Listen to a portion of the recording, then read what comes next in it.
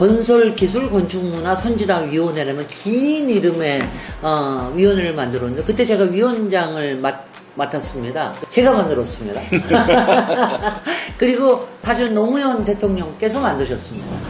차기 정부가 들어와가지고 이상한 짓들을 합니다. 프로젝트 하는 걸 너무 좋아하니까 그런 거를 좀 근사하게 해주고 빠르게 해주는 그런 위원회라고 생각을 하는데 무슨 국가 건축 정책을 얘기를 하냐. 그래가지고 금방 이제 대통령 보고도 못하게 되고 막 그랬다고 그러는데 그거 아시죠? 저희 열린민주당인 거 아시죠? 저희는 열린 거 되게 좋아해요. 뭐든지 다 열린 거. 원대한 꿈은요. 저 도움을 열어가지고요. 거기서 태권 부위가 나오게 하는 거고요. 저 그거를 못할 것 같으면 거기를 올라갈 수 있게 하는 거예요. 그러니까 왜냐면 다짜고 하면 너무너무 쉬워. 솔직히 할 수 있는 요새 시스템도 많고 그렇기 때문에 굉장히 쉬운데 열자고 하면 생각해야 되는 게 굉장히 많아지는 것 같다는 말.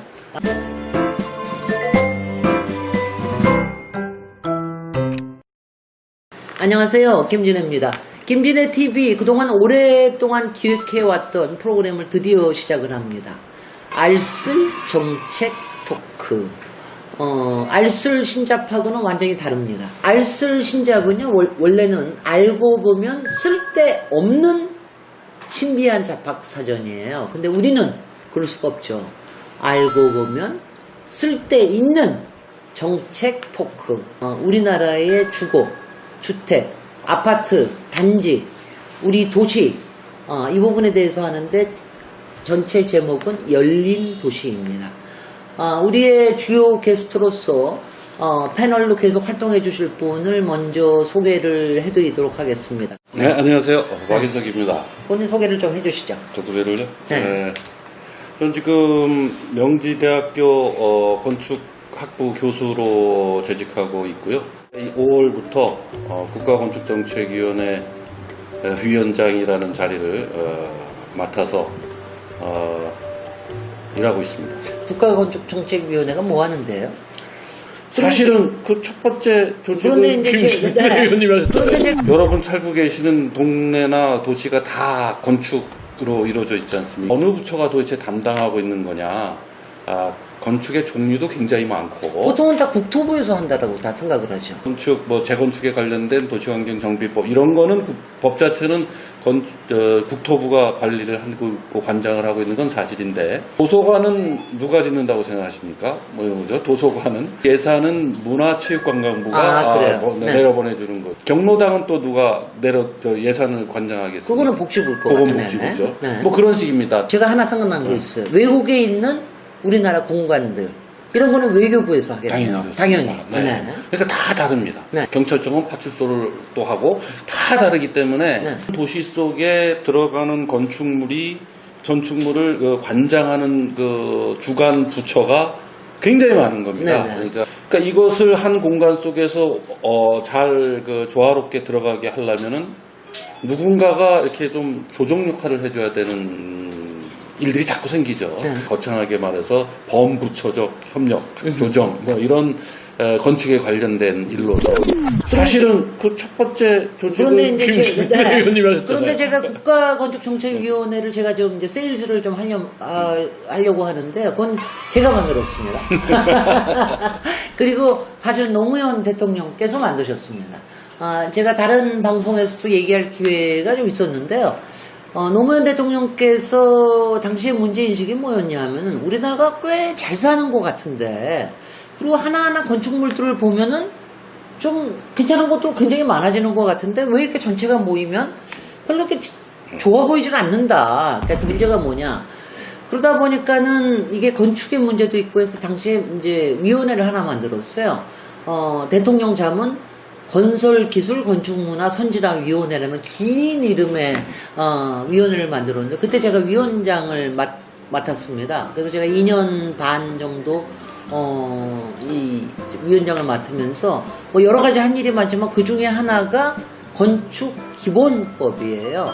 건축기본법을 만드는데 솔직히는 아까 얘기하신 대로 많은 부처가 관여가 돼 있기 때문에 왜 건축기본법을 국토부에서 만들려고 그러냐. 문화부 쪽에서도 반대하고 산자부 쪽에서도 반대를 하고 그랬어요. 그래서 굉장히 여러 가지가 어려운데 그때 대통령께서 교통정리를 해주셨어요. 교통정리를 해주셔가지고 참여정부 거의 마지막에 가가지고서는 이 법이 통과가 됐어요. 차기 정부가 들어와가지고 이상한 짓들을 합니다. 다행인 건 뭐냐면은 건축기본법에 명시돼 있기 때문에 이 차기가 이명박 정부 아닙니까? 이명박 정부가 들어와서 국가 건축 정책위를 당연히 만들었어요. 근데 그걸 만들었을 때 이명박 대통령이 쭉 보더니 이게 내가 원하는 위원회야 라고 했는데 이제 프로젝트 하는 걸 너무 좋아하니까 그런 거를 좀 근사하게 해주고 빠르게 해주는 그런 위원회라고 생각을 하는데 무슨 국가 건축 정책을 얘기를 하냐. 그래가지고 금방 이제 대통령 보고도 못하게 되고 막 그랬다고 그럽니다. 그래도 명맥이 살아서 박근혜 정부에서도 국가건축정책위원회가 나름의 역할을 했고요. 지금 이제 문재인 정부에 들어와서도 여러분 문재인 정부에서 초대 건축위원장님은 여러분 너무 잘 아시는 승효상 건축가셨고요. 이제 두 번째 이제 박인석 정책위원장님이 들어오셨는데 저하고는 사실은 이제 그 주택공사 연구소에서 만났습니다. 그때는 이제 서로 막 견제도 하고 어떤 때는 뭐 좀 언쟁도 하고 뭐 그런가 하면은 뭐 후배 아닌 후배로 저는 항상 생각을 했고 저는 뭐 선배 아닌 선배로 생각을 했는지는 모르겠으나 그래서 많은 일들을 했는데 그 후에 곧 주택공사를 우리가 다 떠났어요. 다 떠났는데 그 다음에 학교 교수로 가시고 저는 민간 실무를 하면서 굉장히 여러 가지 부분들에서 뭐 만나게 됐습니다. 뭐 정책이나 토론회나 아니면은 저희 위원회라든가. 그런데 이제 우리의 공통점이 뭔지 아세요?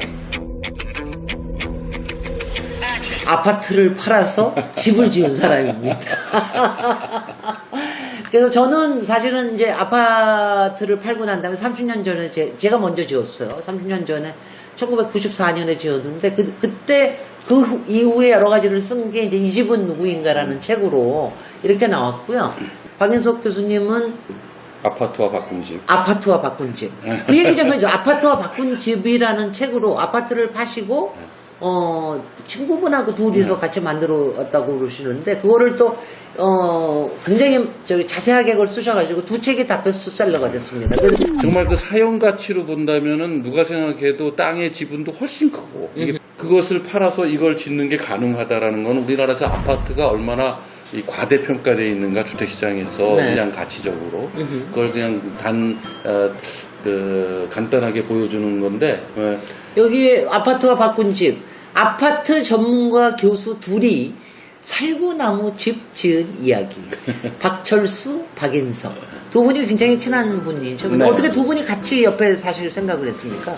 박철수 교수가 워낙 저랑 같이 이렇게 행동을 많이 하니까. 공동주택 연구를 같이 많이 하셨죠. 자주 만나니까. 네. 그래서, 만화님의 내락을 얻었나 봐요. 그래가지고, 그때부터 불이 붙어왔고. 저 이런 얘기하면 여러분들이 좋아하실 것 같으니까 저는 제가 또 요새 다세대 주택자라고 제가 굉장히 많이 얘기가 돼 있고, 그러니까 제가 얘기를 하면 저는 1994년에 집을 지었는데 제가 이제 회사를 하고 있으니까 애들 키우니까 같이 좀 아래 위로 살고 싶었어요. 그래서 좀 해야 되겠다. 근데 당시에는 아파트 값이 그렇게 비싸지는 않았어요. 그러니까 아파트를 그렇죠. 팔고 나서도 제가 돈을 더 들여서 그것도 다세대 주택의 반도 확보를 못했어요. 그럴 정도였는데 제가 뭐 요새 와서 보면은 나중에 보니까는 지금 제가 그때 팔았던 아파트를 보면은 지금 우리 집 건물 전체를 너끈히 사죠. 그래서 이 아파트 값 때문에 여러 가지 우리가 희비가 엇갈리는 것들이 굉장히 많은데, 그래도 저는 우리 아이들과 좀 더 가깝게 생활하기 위해서 이래서 이제 집을 지어서 산 경우고요. 박인석 교수님은 그냥 뭡니까? 땅에다 발을 붙이고 살고 싶으셨던 그것도 거예요? 있었고요. 네. 제 아내가 전공이 이 조각이었어요. 작업장이 필요하셨군요. 그래서 뭔가 조그만 작업장이 필요한데 아파트에서는 도저히 그게 불가능한 일이기 그럼 쫓겨날 때문에. 거예요, 소음 때문에. 그래서 지금 그 지하도 이제 반지하가 이제 저게 경사지라서. 네. 이 책은 이제 한 3, 4년 전에 낸 책이죠. 이게 이제 아파트 한국 사회라는 책인데요. 여기에 보면은 제목이 단지의 공화국에 갇힌 도시와 일상.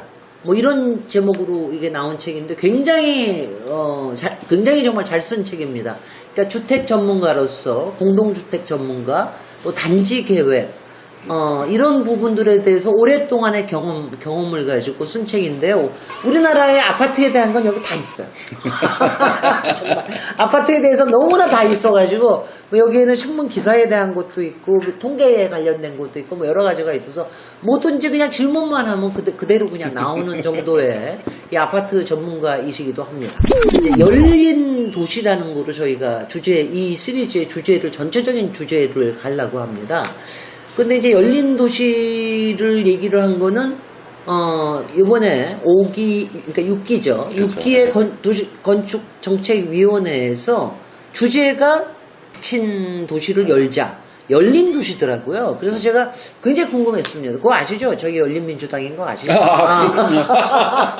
저희는 열린 거 되게 좋아해요. 야, 그거 의식한 뭐든지 거 다 아닌데? 열린 거. 정의의식과, 동지의식은 좀 느낍니다. 그래서 열린 도시라는 주제를 특별히 삼은 이유가 무엇일까? 그것부터 좀 갖고 있는 원대한 꿈은요. 저 도움을 열어가지고요. 거기서 태권 부위가 나오게 하는 거고요.